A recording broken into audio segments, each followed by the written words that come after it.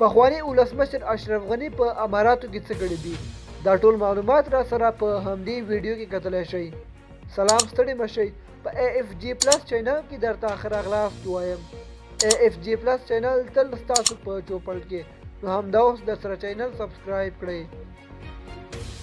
څه موده وړاندې داسې خبرونه خپاره شول چې د افغانستان پخوانی ولسمشر اشرف غني د اماراتو د حکومت له لوري د رسنیو سره د خبرو کولو او یا هم د نورو لیدو کاتو څخه منع شوی دی، خو اوس هغه تازه د دې خبرونو په هکله سپیناوی بیان کړی دی.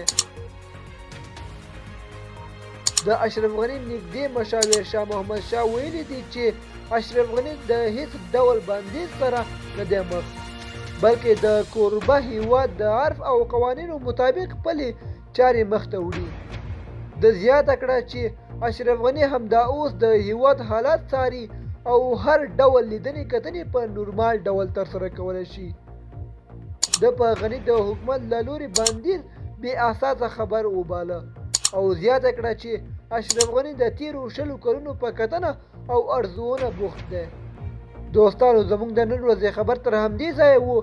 د نورو تازه خبرونو لپاره زموږ یوټیوب چینل در سره سبسکرایب کړئ. والسلام.